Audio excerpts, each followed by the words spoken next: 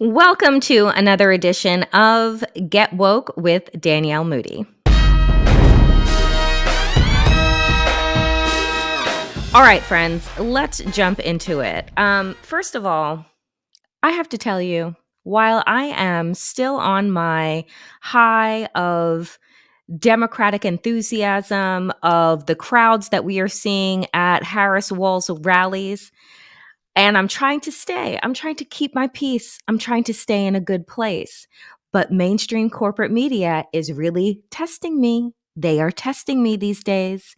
And most recently, this week. Okay, so let's just get into it, shall we?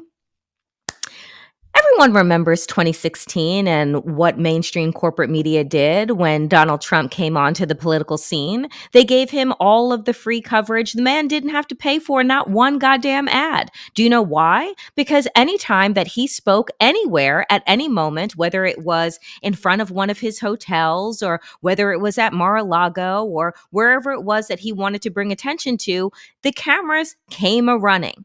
And at that time, we kind of gave them the benefit of the doubt. And we said, well, he's not like any other political figure, and we just don't know how to cover him. Folks, that was 9 years ago. So can somebody explain to me why then this week, after not campaigning for a week, after not being seen since the National Association of Black Journalists conference, where he, just lied to America's faces once again and called out Black people and just showed his entire racist ass? Ask me why. When Donald Trump says that he's giving a quote unquote general press conference, that every single news outlet from ABC to CBS to CNN and MSNBC decided to cover Donald Trump's hour-long drivel in front of Mar-a-Lago for, just shit's sake, as if they haven't learned a goddamn thing. For 1 hour, Donald Trump lied about Kamala Harris, lied about his crowd sizes. Really? We're doing this again from inauguration where the crowds were so big that don't believe your lying eyes, believe the words that are coming out of my mouth. Is that what we're doing again? Donald Trump saw fit to compare himself to Martin Luther King. Yeah, you heard that right. He said that Martin Luther King's crowds, the most famous March on Washington speech that we have seen ad nauseum our entire lives, that his little insurrection band of white supremacist idiots on January 6th was bigger than Martin Luther King's I Had a Dream speech. Does he think that we're dumb? But I know who does think that we're dumb. Mainstream corporate media. Because instead of offering fact checks, instead of letting Donald Trump speak, and then we'll bring you clips later because that man is not to be trusted in front of a live microphone or live cameras, instead of doing that, instead of showing in any which way that they have learned, no, they just continued on like it was 2016. And I want you to take a listen to the one person who I am trusting these days in mainstream media, Lawrence O'Donnell. Well, it was 2016 all over again today.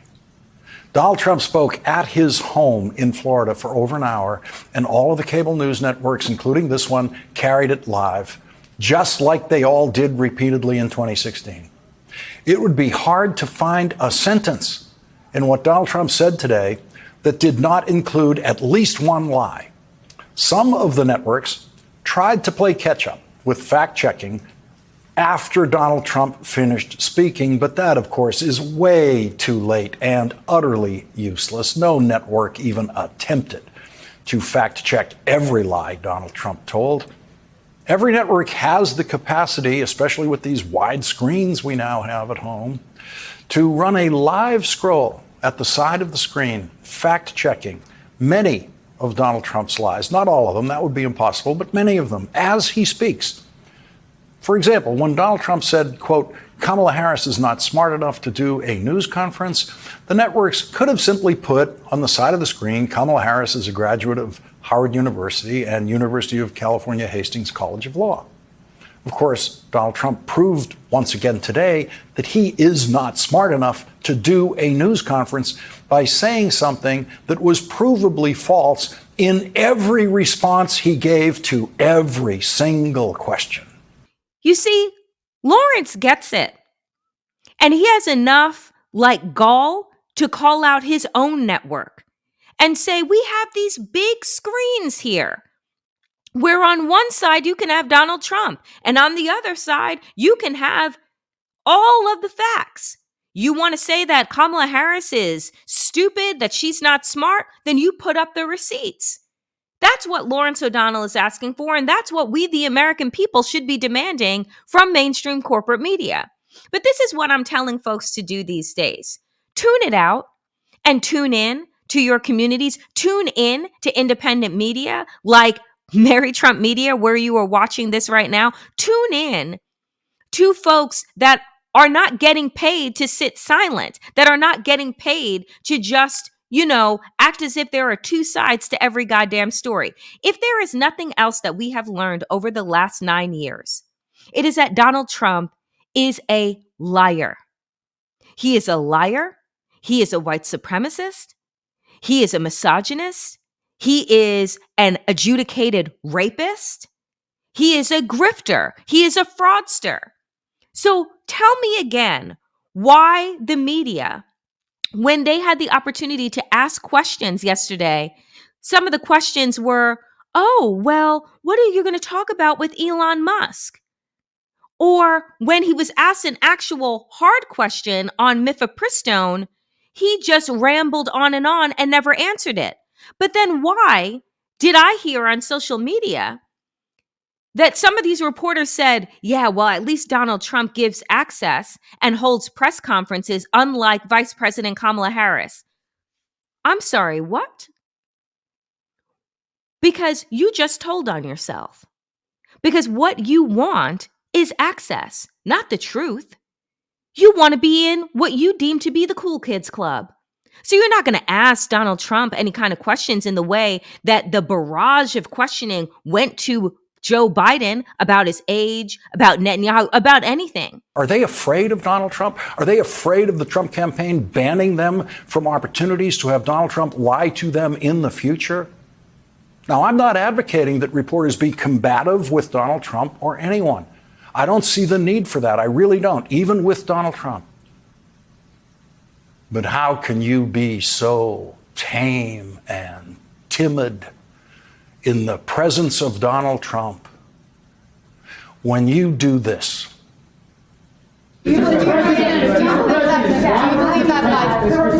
I'm seeing clips go round with these very same reporters who were at Mar-a-Lago in the way that they have disrespected White House Press Secretary Karine Jean-Pierre. Donald Trump did not hear that sound today. He did not hear that screaming. If Donald Trump gets back in the White House, he will never hear that sound from those people, never. If Vice President Harris stands in front of those same reporters, do you think they will be as tame and reserved and polite as they were with Donald Trump today? Or will it look like this? The president, I can tell you, has seen a neurologist 3 times, as it's connected to a physical that he gets every year that we provide to all of you. That's a very basic, direct question. Wait. Hold on. Wait a second. 8 times, or at least once, in regards to the president specifically. Hold on a second. That's what you should be able to answer by this point. Wait, no. No, wait a minute. Ed, please. A little respect here, please.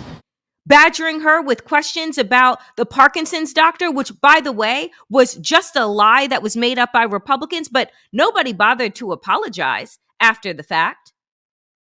All the peppering of questions at Joe Biden about his age, about his doctors, about his visits.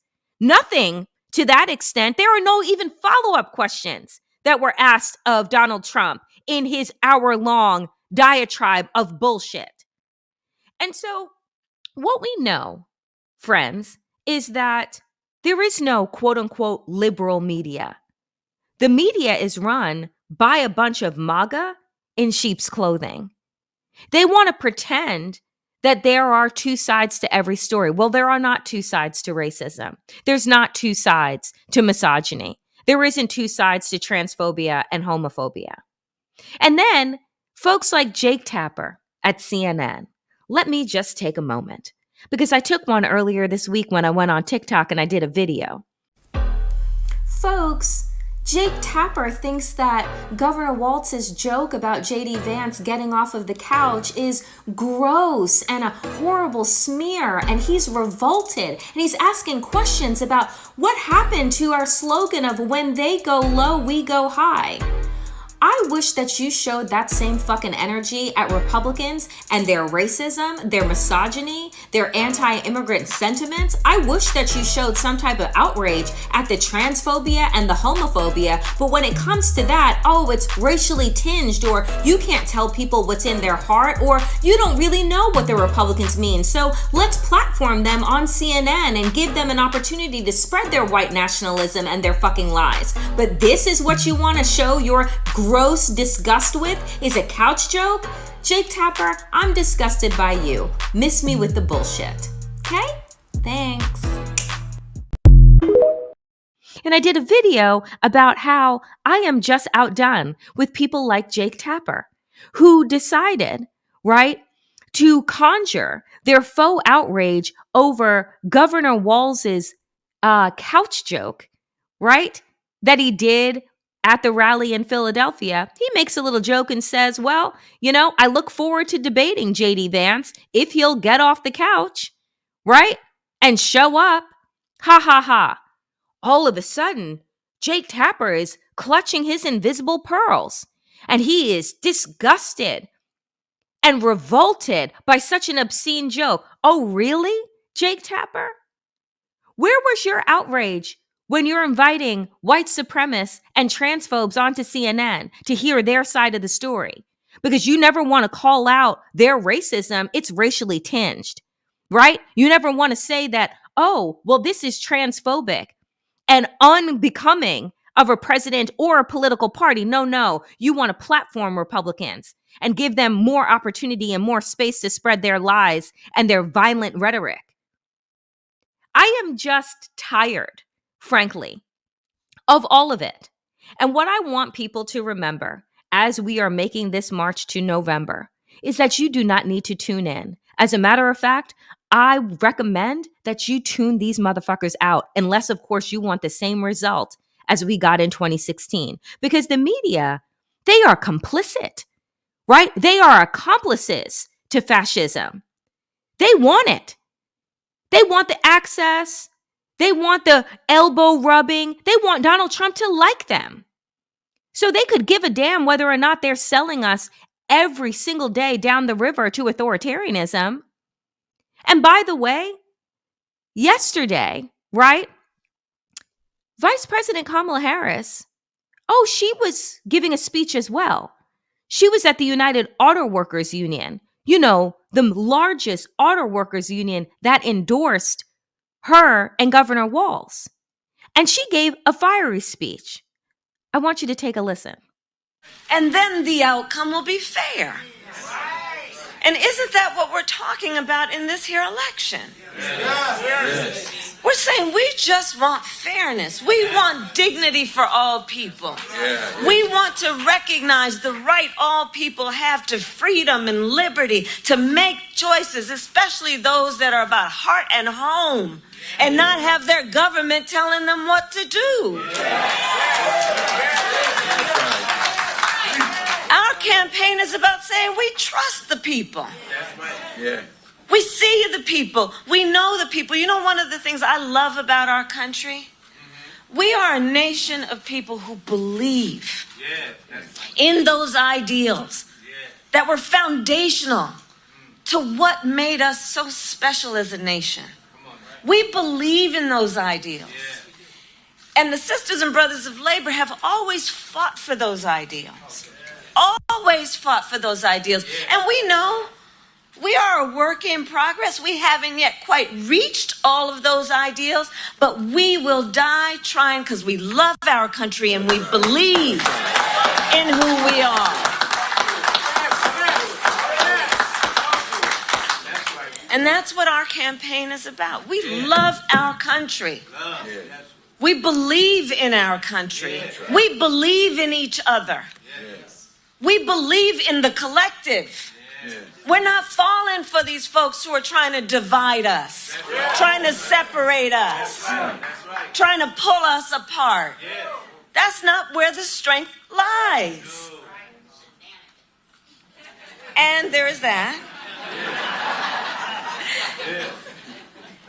And so I say to all the members of UAW, and Sean Fain is the first who I talked to about this, I am so deeply honored as a lifelong supporter of union labor for Tim and I to have the endorsement of UAW. What's fascinating about this is that all of the media outlets knew when this speech was happening. They knew the time. They knew the where, right? But they decided not to carry that live. Instead, they carried Donald Trump. And what we were given were just a little clips here and there. Ask yourselves why.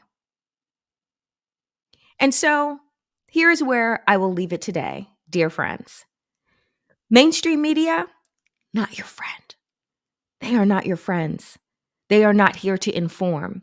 They are here to feed their shareholders and their CEOs and rub elbows with Republicans.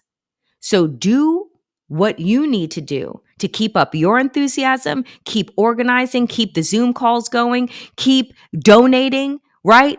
Talking to your neighbors gives mainstream corporatized media and the Republican Party and their quest for fascism less power, right? What Governor Walz keeps saying, you know what? I want to live in a country where it doesn't matter what I'm doing down the block, because guess what? We all just mind our own damn business. And so mind your business and don't let mainstream corporate media mind it for you. That is it for me today, dear friends, on Get Woke. As always, power to the people and to all the people power. See you next week.